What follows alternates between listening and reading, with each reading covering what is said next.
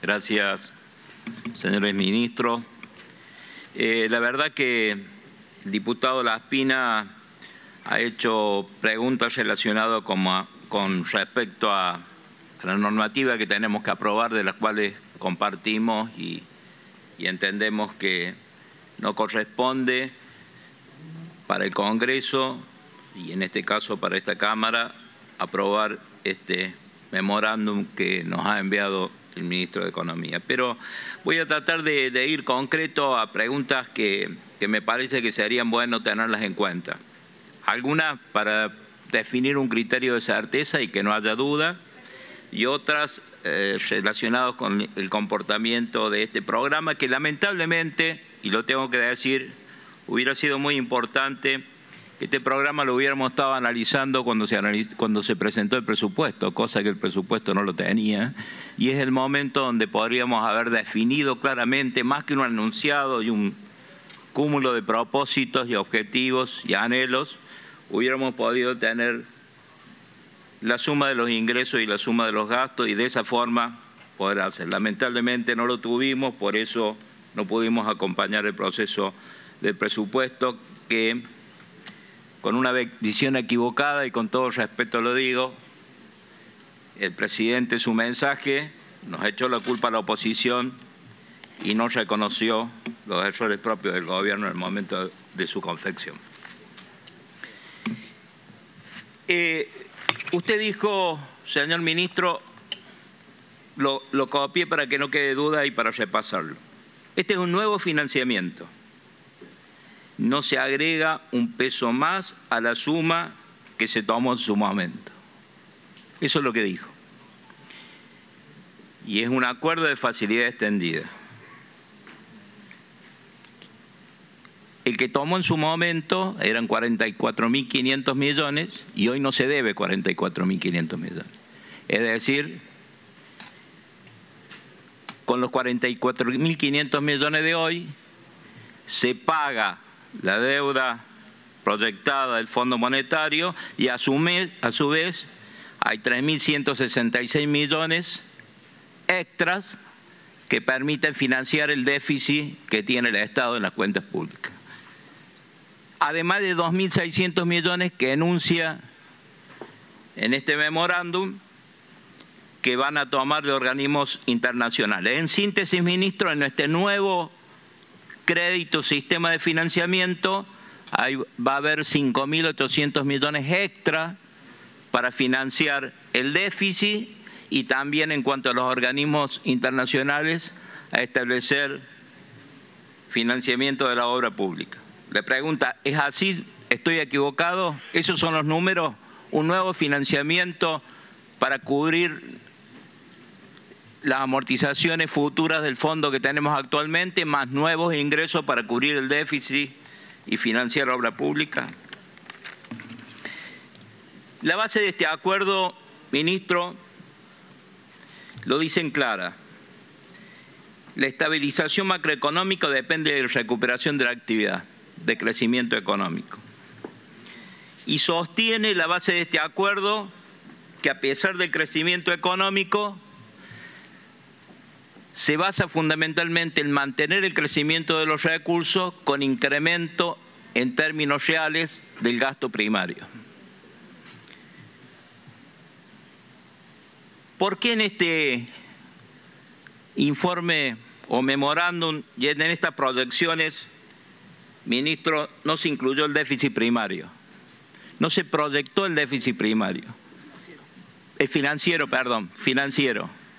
¿Por qué no se proyectó? Mire, tengo los números de los últimos 2 meses.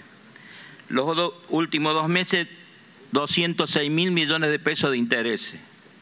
Si se hubiera proyectado, hubiéramos tenido la dimensión en su conjunto de cuál va a ser la necesidad del financiamiento que tiene la Argentina. Déficit primario más intereses. Cosa que no está calculado y no está dimensionado, y sobre todo planteando la intención que tiene el gobierno de ir profundizando el financiamiento del déficit, no bajar el déficit, sino pronunciando el financiamiento del déficit con más financiamiento interno.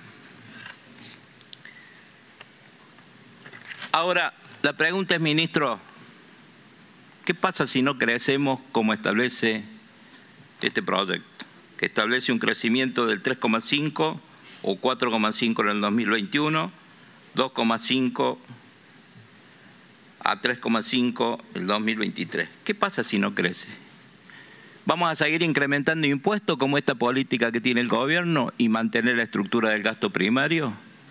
¿Vamos a seguir emitiendo o profundizar la emisión, no cumpliendo, por supuesto, el compromiso que está planteando en este acuerdo 1% para este año, 0,6 para el año que viene y sin emitir el otro año? ¿O vamos a seguir tomando deudas, incrementando el gasto financiero que impacta indudablemente en el déficit y eso requiere acciones contra el crecimiento que usted está planificando? En la política energética, ministro, plantea dos objetivos: incrementar y aumentar la energía y el gas, reducir los costos y hacer una corrección en la política de los precios de energía y gas. Mi pregunta es, y la base de la corrección va a ser el índice de variación salarial. Mi pregunta es, ministro, y con todo respeto, sin ninguna chicana, ¿no cree que esto lo tendría que haber hecho antes? Haber mantenido la política de definición de precios de los servicios públicos, por supuesto que profundizando aquellos sectores más vulnerables, los subsidios, y no haber hecho un subsidio plano que permitió un incremento del gasto, y ese incremento del gasto se tradujo en un incremento de endeudamiento, y ese incremento de endeudamiento también se produjo una inflación porque se emitió el 67, el 70% del déficit a través de emisión monetaria, y eso generó inflación, más pobreza y más desempleo para la Argentina. No hay un reconocimiento de esa equivocación porque ahora lo que estoy viendo es que queremos reconducir nuevamente y cubrir los costos de la energía. ¿Qué va a pasar con el resto de los servicios económicos, ministro? Porque acá habla de tema energía y gas. No habla de las empresas del Estado, cuál va a ser la política de eficiencia del gasto de las empresas del Estado.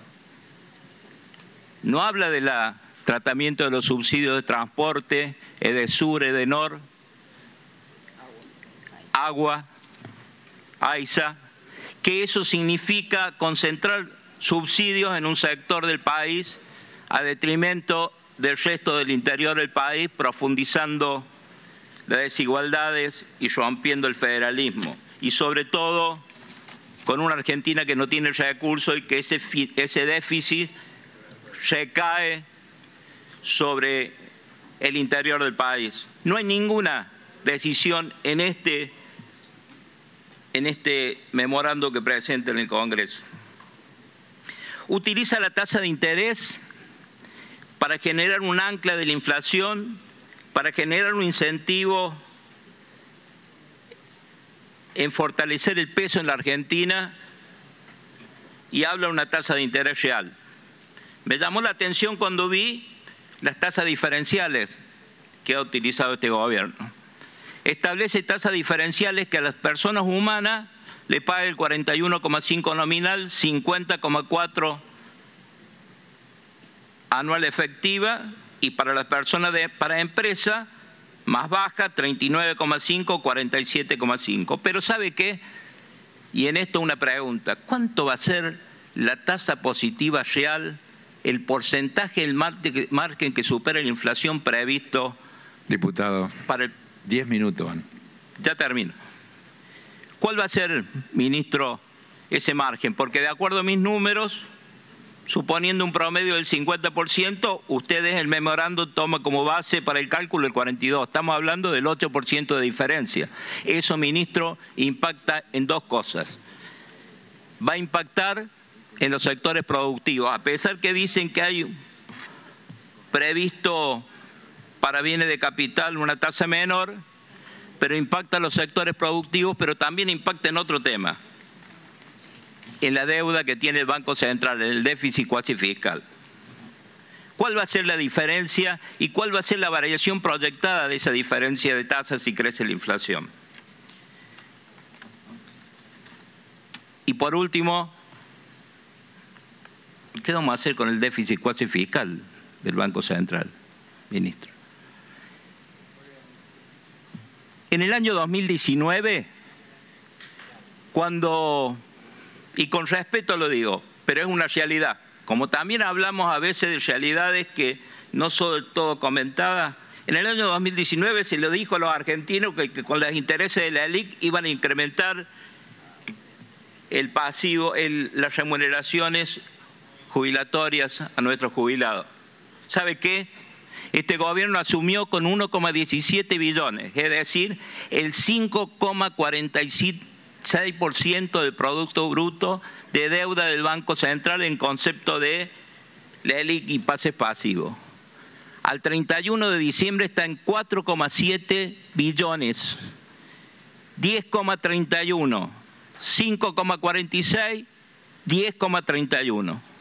Ustedes miran que fue una medida para contener la inflación por la gran emisión monetaria. Lo cierto es que este proyecto de gobierno se trata de incrementar el gasto primario a consecuencia de solventar un déficit que en definitiva incremento el gasto con la idea de orientar y proteger a los más vulnerables, pero se la saco en el supermercado cuando van a hacer las compras y ven que la inflación le choca y le pega y genera más pobreza y desempleo.